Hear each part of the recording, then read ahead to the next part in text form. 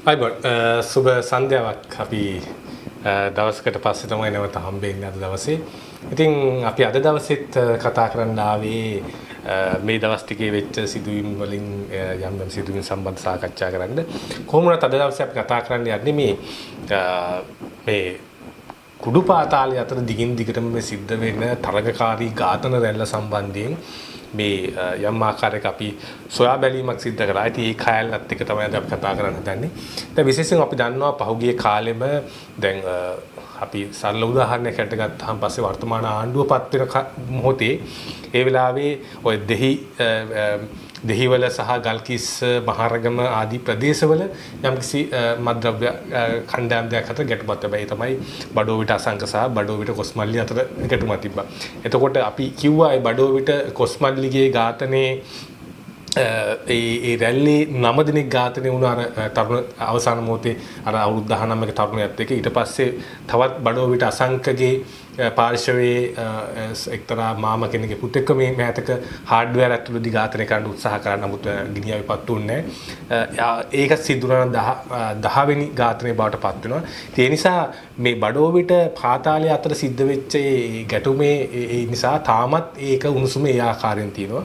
ඊට පස්සේ අපි දන්නවා දැන් හොඳ උදාහරණේ අලුත් කඩේ අංක 6 මහේස්ත්‍රාත් අධිකරණය ඇතුළතදී ඝාතනයට ලක් වුණා. කවුද මේ ගණිමුල සංජීව. ඊට පස්සේ සංජීවගේ ඝාතනයත් එක්ක සංජීවට සම්බන්ධ කණ්ඩායම් ඔය කෙහෙල් බද්දර පද්මේ පසුපස එළවෙලව එයාගේ සමීප සම්බන්ධතා දින අයට පිළිතිලා තුවාල ඝාතනය කරන්න උත්සාහ කරා. නමුත් ගොඩක් අය ඒ කියන්නේ ඒකෙන් ඊටාම 99න් වගේ බේරුණා. එයා තුවාල ලබා පෙරුවා විතරයි.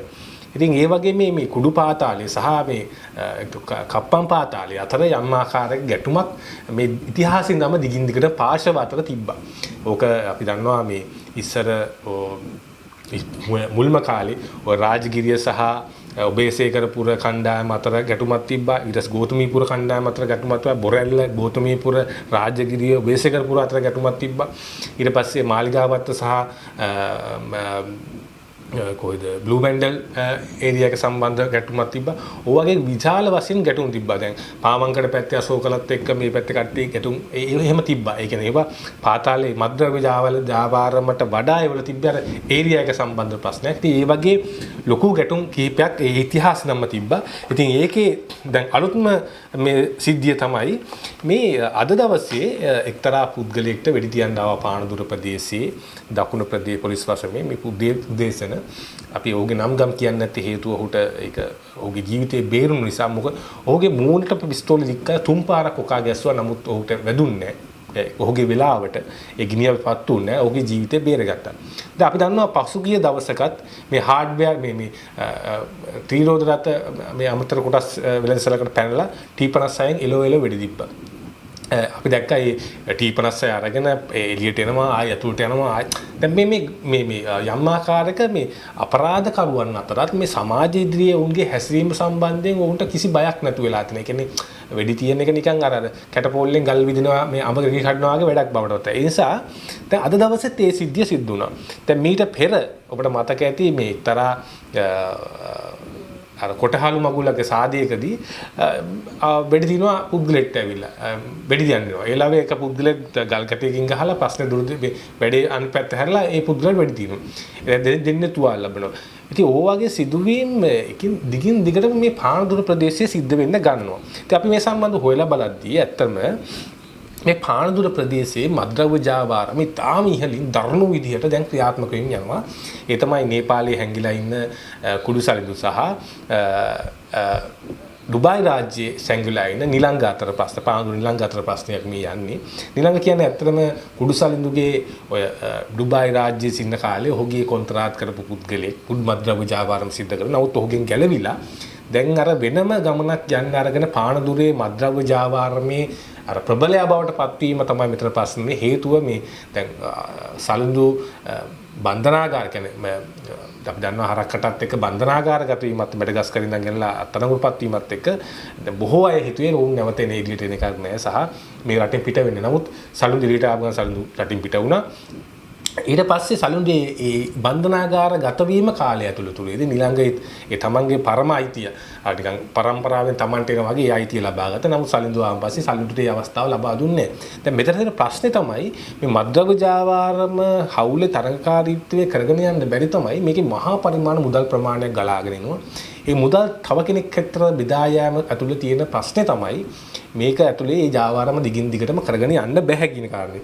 ඉතින් ඔය ඒ ගැටුම නිසා දැන් කුඩු සලින්දු වගේ පුද්ගලයෙක් දිගින් දිගටම මේ ඝාතන රැල්ල 2021 පටන් සිද්ධ කරගෙන යනවා.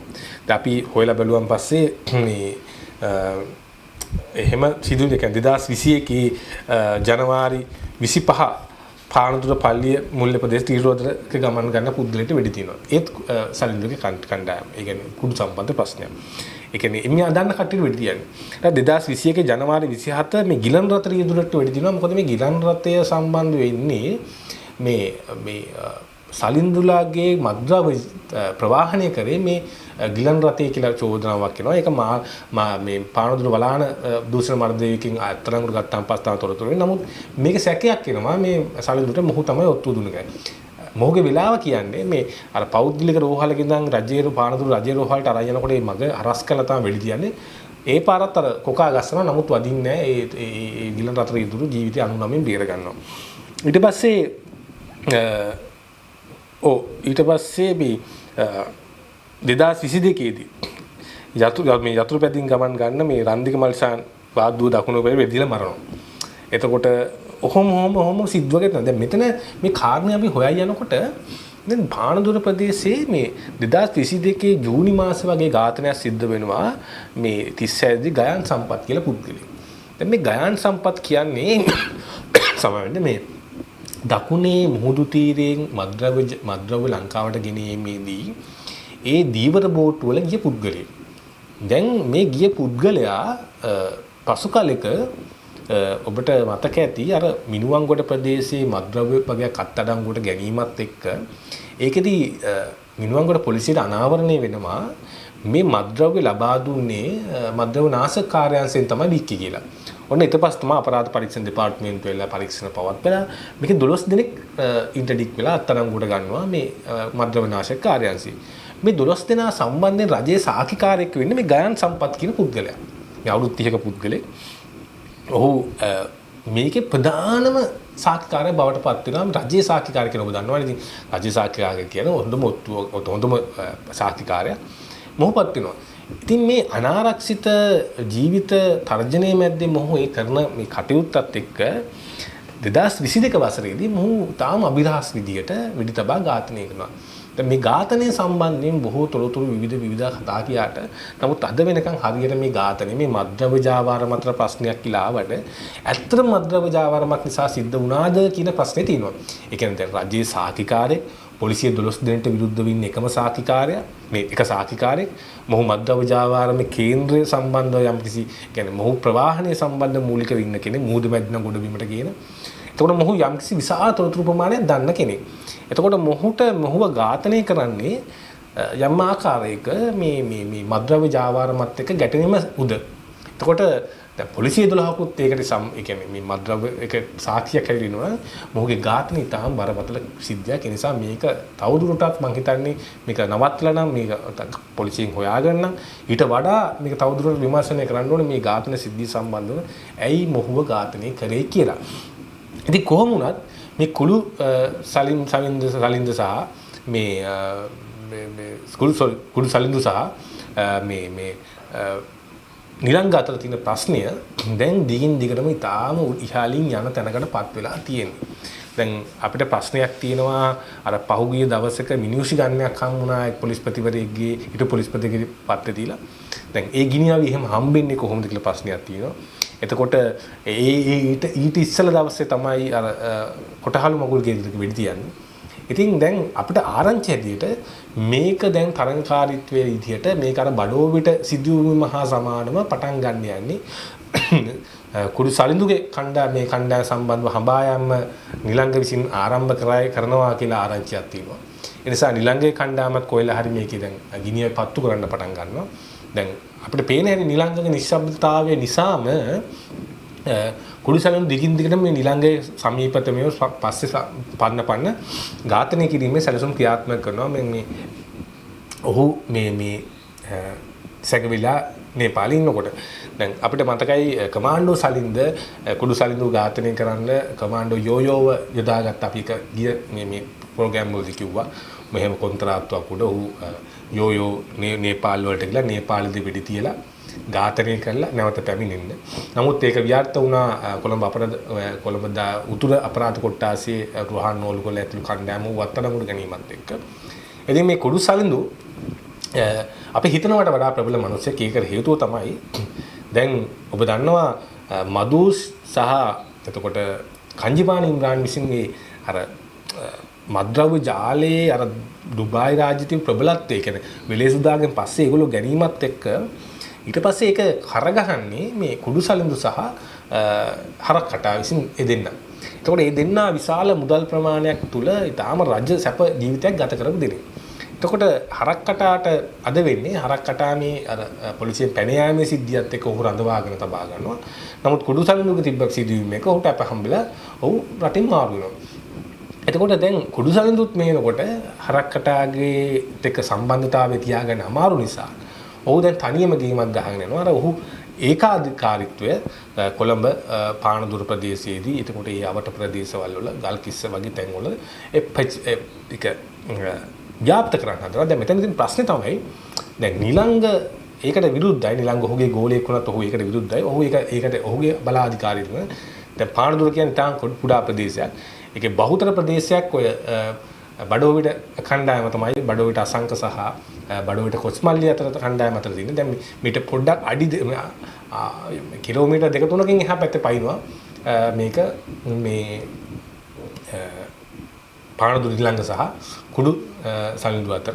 ඉතින් මේක ඊටාම් බරපතල තත්ත්වයක්. මේක දැන් මේක අද නවතින එකක් නැහැ කියන එක බොහෝ වෙලා ආරක්ෂක අංශ පවා කියනවා.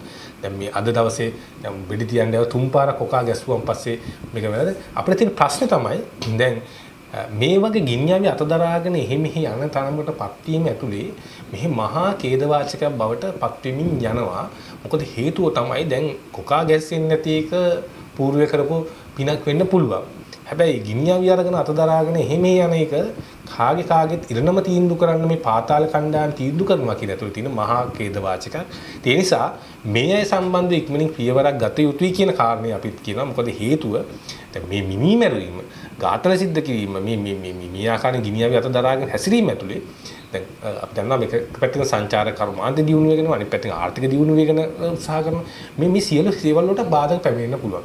කියන්නේ මද්ද්‍රව්‍ය ජාවාරම ඇත්තටම නතර කරන්න නම් අංකයකට නාවික හමුදාව ඊට පස්සේ රේගුව ඊට පස්සේ තමයි ගොඩබිමි පොලිසිය බාර වෙන්නේ. ඉතින් ඒ නිසා මේ කණ්ඩායම් සියලු දෙනාම එකතු වෙලා එක තීන්දුවකට එනවා. දැන් අපි දන්නා පහුගිය දවස්වල කුඩු කිලෝ 900 ගණනක් අතර මුඩ ගත්තා. ඒක දුබායි රාජ්‍යයේ ඉන්න පුද්ගලෙක් සම්බන්ධ නම් කියනවා. ඉතින් ඒකට අපි තාම ඒ ගැන නිශ්චිත නැතිනම් අපි ඔහුගේ නම කියන්නේ. නමුත් මේකේ ප්‍රවාහනය කිරීම සම්බන්ධයෙන් කොස්මල්ලි මේ සමාවෙන්න මේ කවුද දෙහිගෙදර බාලේ මල්ලි සම්බන්ධව චෝදනා එල්ල වෙනවා. ඉතින් මේ සිදුවීම් ජාලය ඇතුළේදී අපිට තියෙන ප්‍රශ්නයක් තමයි දැන් මේ අපිට තව සිද්ධියක් ආවා මේ කවුද දේශබන්දු තෙන්නකෝන් අර මහත්මයා කිව්වාය කියලා. අපි දන්නේ ඒකද කියලා. මේ දකුණු පළාතේ පොලිස් නිලධාරීන් දකුණේ පාතාලේ මේ කුඩු පාතාලයට සම්බන්ධතාව පවත්වනවා කියලා. ඉතින් දැන් මේවා වෙන ප්‍රශ්න. දැන් අපි දන්නවා මේ අර දෙවුන්දර දෙන්නෙක් වෙඩි තිබිලා මරුවන් පස්සේ ඒ දෙවුන්දර ඒක දරුවෙක්ගේ අම්මා කෙනෙක් කියනවා මේ මද්ද්‍රව්‍ය විනාශක කාර්යාංශයේ DIG මහත්තයා සම්බන්ධව චෝදනාවක් එල්ල කරන්න හදනවා. ඊට පස්සේ ඒකේ නිලධාරීන් සම්බන්ධව චෝදනා එල්ල කරනවා. විවිධ කාරණා චෝදනා එල්ල කරනවා. දැන් පොලිස් නිලධාරීන්ට මෙහෙම චෝදනා එල්ලනකොට ජනතාවට ප්‍රශ්නයක් තියෙනවා. කොහොමද මේ මද්ද්‍රව්‍ය ජාවාර නතර කරන්නේ? දැන් මේක මිනි මරා ගන්න එක නතර වෙන්නේ. දැන් අපි දන්නවා ගල්කිස්සේ තරුණෙට එළෝ වෙඩි තිබිදාන මේකේ. අර කිසිම සමාවක් නැහැ. අවසාන මොහොතේ මැරලා. දැන් ඊයේ පෙරේදා ඊට ඉස්සර දවසේ වෙඩි තිබීම හાર્ඩ්වෙයාර් එක ඇතුළට යනවා වෙඩි තියෙනවා ආයෙ කරගෙන පිටිපස්සෙන් යනවා ආයෙ වෙඩි මේ ඒ වගේ තත්ත්වයක් තියෙනවා. ඒ නිසා මෙතනදී ප්‍රශ්නේ තමයි මෙහෙම තත්ත්වයක් ඇති වෙන්නේ හේතුව කොහොමද කියන එක. ඒ කියන්නේ ආරක්ෂකංශයේ හිදසක් නැත්නම් ආරක්ෂකංශයේ නිදහස් වීමක්ද දැන් දෙයක් වුණාන් පස්සේ පුද්ගලයා අත්අඩංගුවට ගන්න එක නෙමෙයි පොලිසිය රාජකාරිය. මේ දේවල් වෙන එක නවත්තන්න ඕනේ. ඒ නිසා අපි අවසාන වශයෙන් කියන දේ තමයි දැන් මේ බඩෝවිට සිද්ධිය හා සමාන සිද්ධියක් මේ නුදුරු දැන් පටන් ගන්න තියෙන පානදුරු ප්‍රදේශේ. ඒ නිසා මේ සම්බන්ධයෙන් දිසි අවධානය යොමු කළා මේට අවශ්‍ය පියවර නොගත්තොත් මහා ජීවිත ප්‍රමාණයකින් අවසානය තමයි දකින්නේ. බඩෝවිට 9ක් මේකට නැරලා දිනවා. දැන් පානදුරු මේ හා සමාන ප්‍රමාණයක් 2021 ඉඳන් නැති වෙලා තිනවා. දැන් නැති කරන්න උත්සාහ කරමින් ඉන්නවා. දැන් ඊළඟ කියන පුද්ගලයා තාම නිශ්ශබ්දව උහුත් පටන් ගත්තාන් පස්සේ මේක නතර වෙන්නේ. ඒ නිසා මේ හා සමානව දැඩි අවධානයක් යොමු කළා මේට යම්කිසි ඉක්මනින් පියවරක් නොගත්තොත් අර බඩෝවිට සිද්ධිය හා සමානව පානදුරු සිද්ධියක් වෙන්න පුළුවන් කියන කාරණේ අපි දැනුවත් කරමින් අපි අද දවසේ සමු ගන්නවා. ඔබ සියලු දෙනා සුබ රාත්‍රියක්. අපි හෙට දවසේ නැවත එකතු වෙනවා. ආයිබෝන්.